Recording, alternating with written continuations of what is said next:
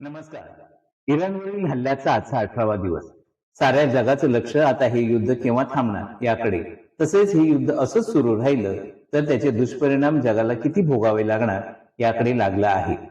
इराणने आखाती देशांवरील अमेरिकन बेसवर केलेल्या हल्ल्याचं स्वरूप पाहता ट्रम्पना देखील कळून चुकलं आहे की इराण आपण समजतो तेवढं कमकुवत राहिलेलं नाही, तसंच त्यावर सर्वार्थानं विजय मिळवणं कठीण दिसत आहे।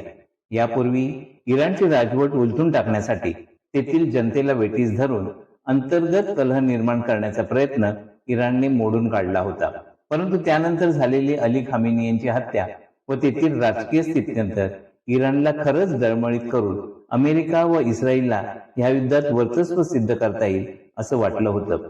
ट्रम्प यांचं हे युद्ध एक जागतिक युद्ध असून त्याचा जगावरचा विपरीत परिणाम टाळण्यासाठी नाटोतील युरोपियन देशांचं सहकार्य मिळवण्याचा प्रयत्न अयशस्वी झालेला दिसला, कारण युरोपियन देशांनी हे युद्ध ग्लोबल युद्ध नसून एक रिजनल युद्ध ठरवलं।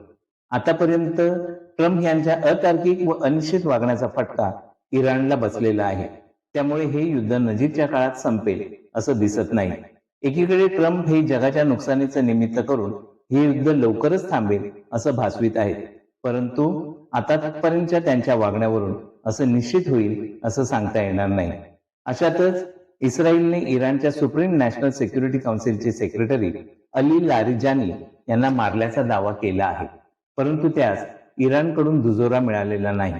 अली लारिजानी हे अली खामेनी यांच्या अत्यंत निकटवर्तीय होते व अली खामेनी यांच्या निधनानंतर इराणला ह्या युद्धात योग्य दिशादर्शक ठरणार होते।